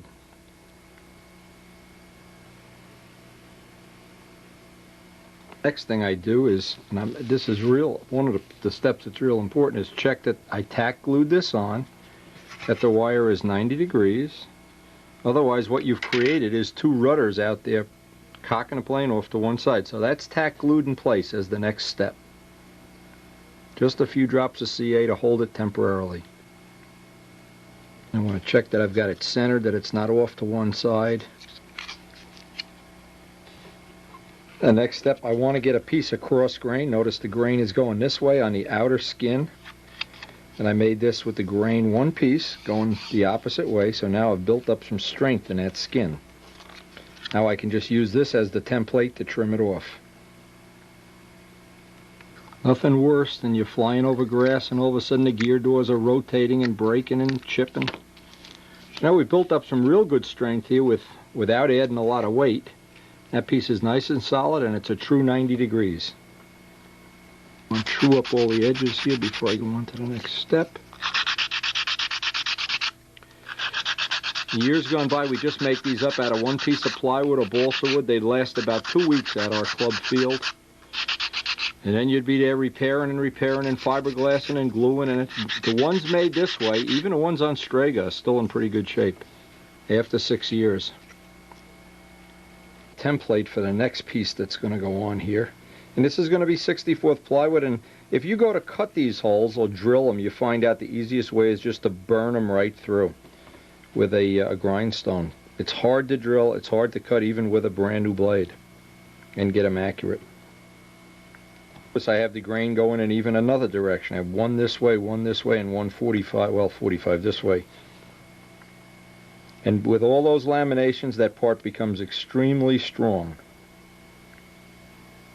Tip, once you have a pattern, don't cut out the landing gear piece and don't cut out the piece. Burn all the holes in first, because it's easier to hold a piece when you're doing it that way. Once you cut this out, it's almost impossible to hold a piece. And that's a really good tip for making these kind of intricate little detailed parts. You got a grindstone, and it's just easier to do it this way.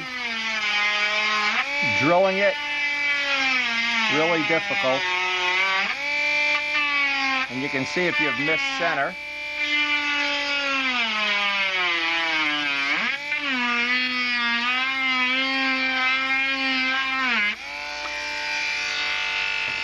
You have all those rough edges. It's just a question of just hitting it with some sandpaper. Now we can cut that notch for the landing gear wire.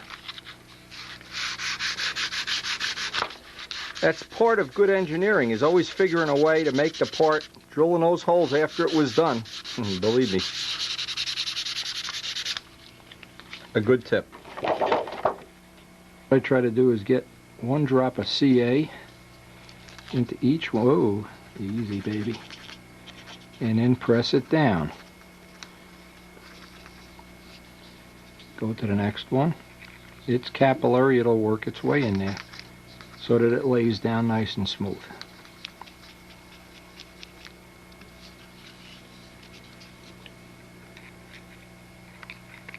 Now I was always surprised on a Spitfire when we had the little extra detail on the gear. Everybody noticed the landing gear. I was amazed. I thought, nobody will notice that except me and Joe Adamusco. Everybody, the landing gear, look at all the down. All excited about it. Anyway, this is a real easy way to do it. Make yourself, even for any plane, make a nice little set of detail landing gear. Take an hour or two, and you've got something. Let's hope that these are going to be very durable. Now, of course, I can trim it. I use the original piece as the pattern.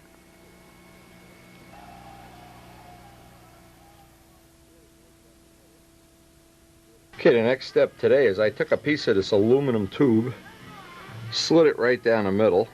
You can slit it with a razor, and you just saw it either way. It doesn't come out with a nice, neat edge if you saw it. That's one of the problems. But it's going to disappear in the primer and paint. And what I want this to do is, I'm going to glue this on with some thin CA and then some thick CA. Let me just see how I'm going to get this on here. Give it a little bit of a three-dimensional appearance.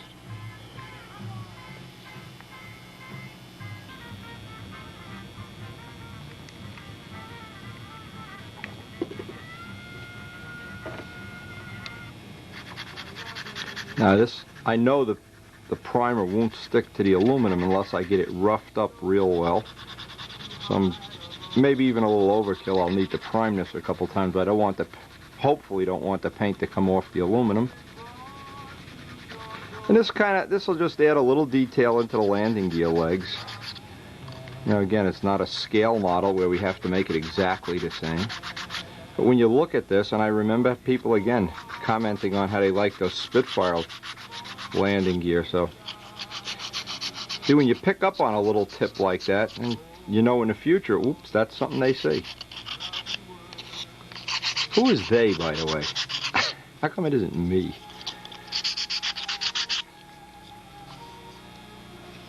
Good use for polywogs. You want to get in the corners and angles, leave them well defined. Establish a little bit of a radius down the bottom here.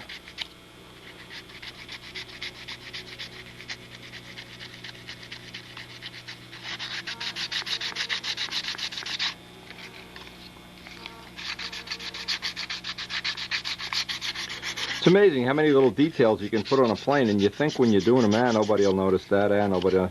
Then you bring the plane out, like Danny's going to do this Saturday with his P-51, and oh, how'd you do that? Oh, how'd you do that? Yeah. You say, wow, it was worth it.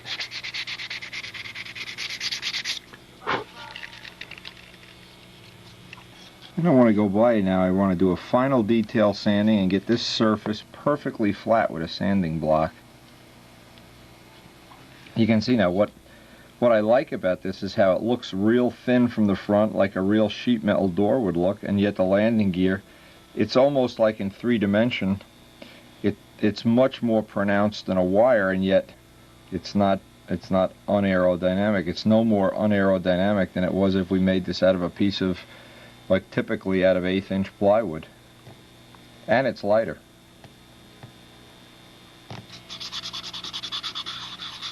Again, when you glue this, a lot of times it won't be perfectly flat. You'll see you pick up a high spot. Get the edges all cleaned off. And a real important step, once you've got it all sanded out, is to seal all the edges up.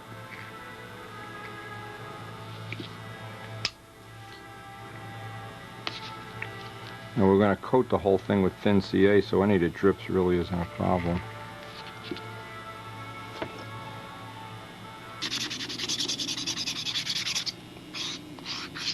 And every time you break through the edge, just put another coat of thin CA on it.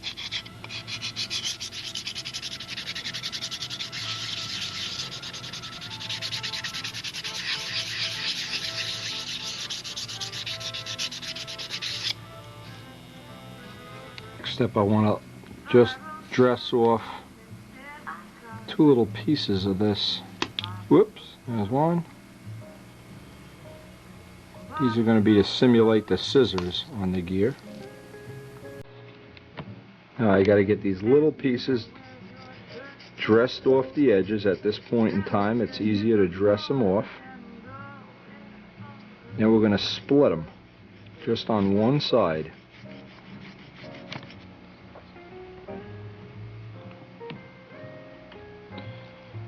And you want to obviously watch you don't split your finger while you're doing this.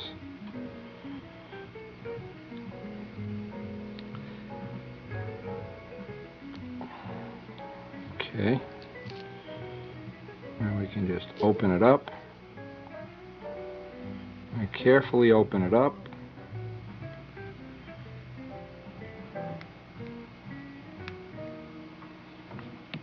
Now you can take, what I've done is just push it into a dowel of the same diameter. Now there's just a couple of drops of CA, oops, I want to get that centered on there. Now I'm going to make the scissor piece out of a piece of plywood. Just cut it out with a saw and a knife. I glue on those scissors. I want to make sure I have these well scratched up. Otherwise the paint, the primer is not going to stick.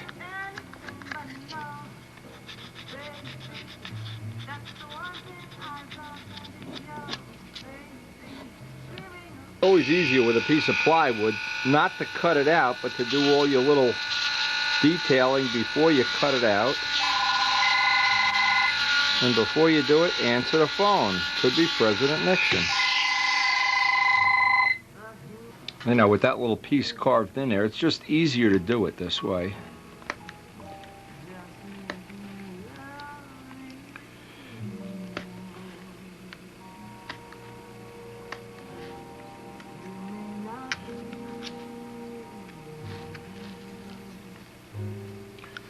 I want to be careful not to bust this up. But even if I do, I can just run over to the saw and make another part. It's just laminations of 64th plywood. I always make it a little bit oversized. There we go. Now once that little piece is glued in place, then you can do some detailing on it. It's just impossible to hold a piece that small, at least with my big clumsy hands. Now the next step is we're going to final sand this down and get a coat of primer on it. Get some final sanding on it. Maybe with some 400. And be ready for a coat of primer. And obviously then while the primer's drying, I'll just make up the other part. Last thing I need to do is set the clearance. Otherwise what's going to happen, the wheel is going to rub on here and wear the paint off. So I need to get an eyelet and space this out just so we can maybe get a couple of thousandths of clearance in there. I don't want to have the wheel rubbing up on the edge. It's an important thing because I use and I absolutely never make the wheels roll tight. I always have slop in the wheels, some amount of slop.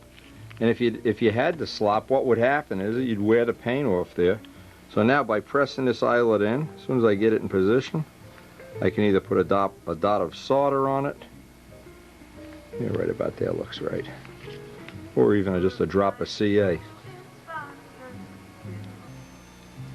Now because the weather is so bad out there today, I decided I'll just make the other leg up rather than prime them, and we'll wait till the next session to do some priming on this. I don't want to prime it in the rain.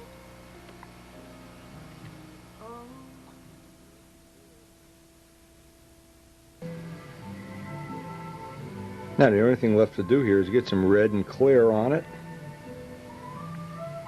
Pick away, maybe I'll get another coat of silver in here, pick away at some of the little flaws in it.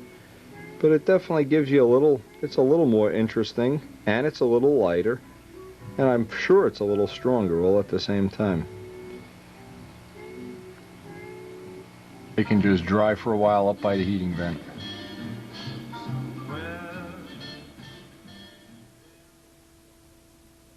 Now, I'm trying to get the first coat of silver. There's a lot of little flaws in here, and of course because this is a highly detailed part, like to make it as nice as possible. Before we put on the paint, you can see how quickly that sands right out. One thing nice, this is one of the really nice things about Brodag dope. There's no waiting 3 weeks for it to dry off. You can get right on with it. And these parts are red, and the landing gear is white, and the wheels themselves are white. The next coat of silver, of course, I want to dress off all the edges too. And then this will be ready. Once we get the final coat of silver on here, it'll be ready for the red. There's quite a few little flaws up in here, and I wanted to get them all out before I put the next silver on, but looks like we got them. Believe it or not, it looks like we're going to get some sunlight out there. And what I want to do, I want to get the wheels painted too, as long as I have some painting weather. And then I'll be able to finish up the whole landing gear assembly, hopefully in the next couple of days.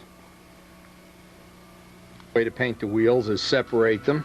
They just come right apart. Tack glue them down with a couple of drops of CA. Now you can hold this in your hand and paint it very conveniently. When we're done, we'll fill in the spoke hubs with an ink marker and then spray to clear. The wheels on the real plane are white again.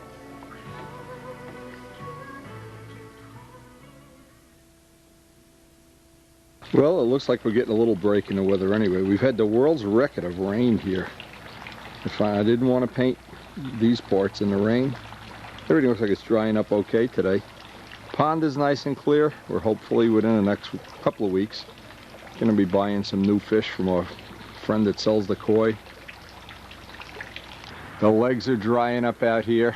It was the only day it hasn't rained in the past month. Anyway, we hope Danny's going to have a good day Saturday for test flying his planes. This is the time of year we're starting to do the garden. Of course, we got the mulch and the manure and all. Karen's got me doing a million things. Flowers are starting to bloom. It's a great time to be alive, and boy, we're looking forward to flying, well, Danny's plane and Miss Ashley both. It's coming. It's time for our mother woodpecker to start making her nest, and we've seen her out here already. Last year, she had young right in this nest, about a foot from our barbecue. Show you how tame the birds are in this backyard. Really hope you've enjoyed the video, and we're gonna hopefully, with Danny getting ready to fly his plane, I'm getting anxious. We still have to make up a tune pipe here and a couple other little details. Tank, like the way the manifolds came out. like the way the whole plane came out. And after a long, long winter of hard work, believe me, I haven't put this much effort into maybe only renovating this house.